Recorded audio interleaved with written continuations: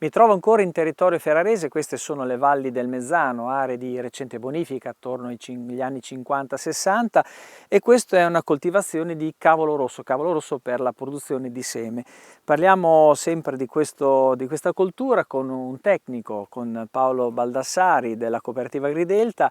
Noi ci siamo occupati prima di bietole da seme, questo invece è una coltura e cavolo, un cavolo che è stato seminato quando, lo chiedo a te, ma soprattutto qual è l'attività che voi svolgete in questo ambito di produzione di seme, Paolo?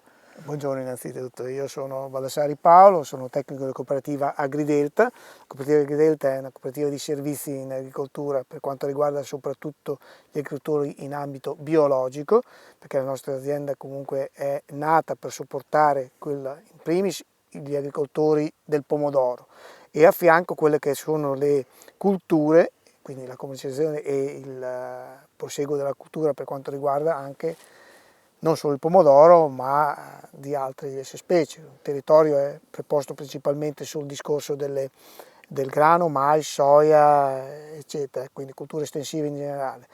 In questi anni, stiamo parlando del 2012, quando io un po' ho intrapreso il discorso delle culture da seme, avevamo una cinquantina di ettari, per oggi arrivare a quasi 500 ettari di culture da seme biologiche. In questo ambito naturalmente non c'è solo il cavolo, ma ci sono anche rucola, crescioni, anetto, coriandolo, eccetera. Ecco. Però è una cultura che è entrata nel mondo dell'agricoltura in questa zona perché comunque è andato nella rotazione del pomodoro in primis, ecco, e quindi ci ha aiutato a seguire una rotazione diciamo più corretta. Agronomiche, insomma, in sostituzione anche del pomodoro. Abbiamo detto quindi 36 ettari che sono, questo è un appezzamento molto grande di questa coltura. Una coltura che però è stata messa a dimora quando, Paolo? È stata messa a dimora l'ultima settimana di agosto, irrigata sia prima che dopo, perché comunque il seme viene messo a una profondità molto superficiale di 1 centimetro e quindi è dovuto stare irrigata sia prima che dopo, in quanto l'umidità relativa del terreno con la siccità degli ultimi periodi ci ha costretto a fare ciò, ecco, quindi irrigare prima e irrigare dopo aver seminato. Ecco, questo per indurre a seme, un po' come avviene con la barbabietola da zucchero, per indurre a seme questa coltura deve sentire il freddo, io lo dico così in modo molto semplice, molto banale, esatto, no? questa deve essere seminata nel periodo di settembre per essere raccolta alla fine di maggio, i primi di giugno, ma comunque la coltura, avendo un ciclo abbastanza lungo, deve essere seminata presto, perché se questo comunque non passa l'inverno con una struttura abbastanza formata non monta seme, non montando seme naturalmente non produce solo le infiorescenze che servono per la produzione del seme stesso. Una coltura completamente meccanizzata questa, per vista anche l'estensione. Certo, in biologico c'è bisogno di qualcosa, ecco, nel senso che non è al 90% meccanizzata, naturalmente qualche accorgimento in cui la pulizia di qualche erba infestante o qualche nascita di specie, come una cultura da semi, di qualche specie molto similare a quella che coltiviamo, dobbiamo toglierla, ecco, quindi però diciamo che è meccanizzata al 90%. In termini diciamo di quantitativi, parlando di seme, che cosa significa un ettaro di coltura come questo cavolo investito a seme? Quanto produce in termini di chili, suppongo? In termini di chili, allora le annate sono negli ultimi 10 anni. Diciamo che l'anno scorso è stata un'annata abbastanza disastrosa perché abbiamo avuto un periodo di fioritura che è uno degli elementi importanti della cultura, cioè l'epoca di fioritura con un andamento stagionale adeguato alla fioritura, e non lo è stato perché è stato molto siccitoso.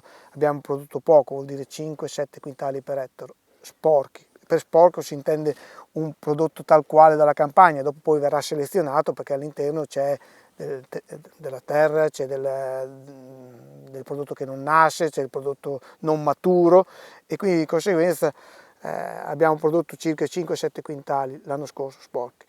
La media in linea generale in 10 anni è dai 12 ai 15 quintali per avere circa un 25-30% di scarto dall'industria che ci porta a un realizzo circa di 10 quintali per ettaro. Paolo, qual è il mercato di questo seme che poi va a produrre non un cavolo grande ma però ha una particolarità? Ecco, un cavolo che per paragonarlo a queste dimensioni o anche forse più piccole viene utilizzato proprio che è all'altezza di 8-10 cm viene tagliato e utilizzato come insalata. Ecco.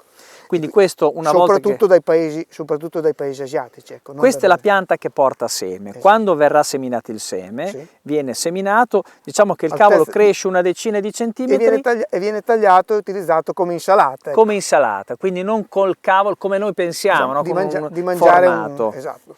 Quindi diciamo che sono paesi asiatici sostanzialmente. Principalmente sì.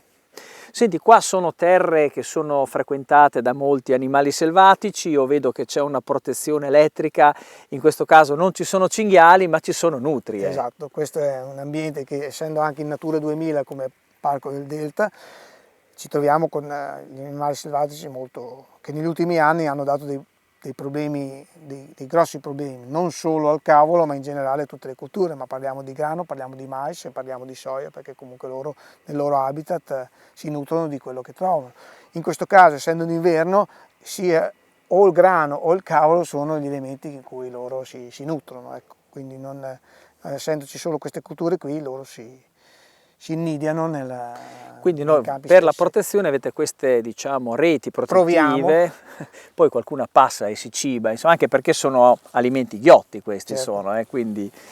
Allora, questo è il cavolo, però voi mi dicevi che avete anche altre tante colture, insomma, quindi complessivamente come cooperativa hai detto oltre 500 ettari di colture da seme. Esatto, di cui una settantina di ettari abbiamo seminato a settembre, come dicevo, ma principalmente è cavolo, perché è quello che ha il problema maggiore, in quanto non seminandolo, se lo semina a primavera, stiamo parlando del mese di febbraio, non andrebbe a seme, quindi non produrrebbe il seme, la mandata seme che ci serve per la produzione del seme. Invece le altre specie, in linea generale, che si sta parlando di ravanelli, di questi specie che possono essere bianchi, rossi, gialli, e questi sono ravanelli proprio tipici che non formano, diciamo, il bulbo sotto, ma sono proprio radici. Questo non formano un alimento per quanto riguarda il bulbo, ma un alimento per quanto riguarda la formazione di seme, che ci serve appunto per fare questa, diciamo, questa insalata per gli asiatici in modo principale. Ecco.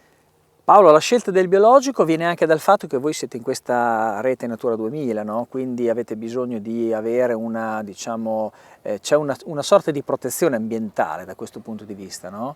Certo, sicuramente il discorso del biologico, l'agricoltore biologico si è, diciamo, innamorato, o comunque si sta innamorando a queste culture, perché oltre che alla rotazione ti dà la possibilità di essere coltivato, diciamo, anche senza diventare matti, scusami il termine, ma comunque con pochi accorgimenti o alcuni accorgimenti la cultura può essere fattibile, ecco, non è infattibile.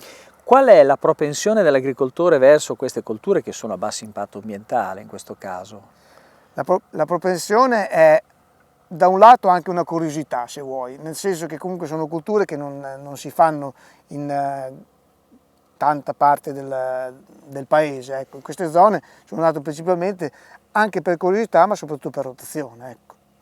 Beh, bene, grazie Paolo, ci hai raccontato una cosa abbastanza particolare che almeno io non conoscevo, insomma queste colture che arrivano e vanno in Giappone e vengono consumate in un modo completamente diverso rispetto a quanto siamo abituati noi. Bene, ci fermiamo qua, grazie a Paolo, un attimo di pubblicità e ci ritroviamo tra un po'.